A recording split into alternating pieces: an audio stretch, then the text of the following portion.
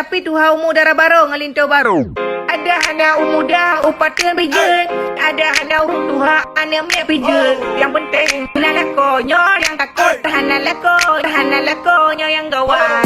Ada anak muda upatan bijak, ada anak tuha anak mek bijak. Yang penting lakonyo yang takut tahan lakonyo yang gawat. Menyata mukawin, tapi tuha umur darah baru ngelinto baru. Kibam tuha umur darah baru. Kibam norana.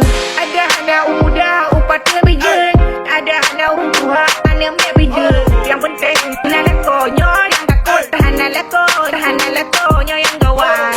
Ada anak muda upatan bijak, ada anak tuha anak mek bijak. Yang penting lakonyo yang takut tahan lakonyo yang gawat. Mentang susah.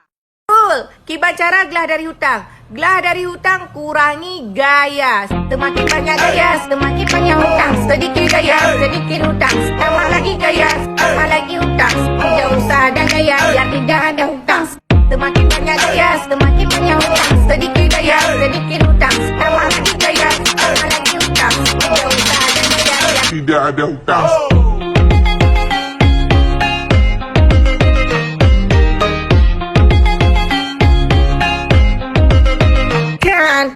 Semakin banyak gaya, semakin banyak hutang. Sedikit gaya, sedikit hutang. Tambah lagi gaya, tambah lagi hutang. Tidak usah ada gaya yang tidak ada hutang.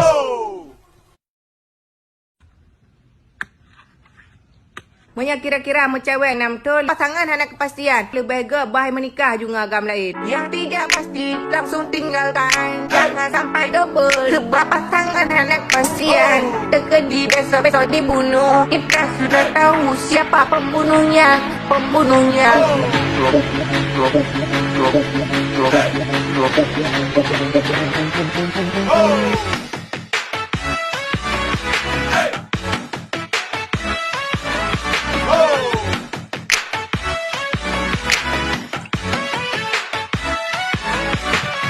Yang tidak pasti langsung tinggalkan. Jangan sampai double. Sebab pasangan anak pasien terkedi besok-besok dibunuh. Kita sudah tahu siapa pembunuhnya.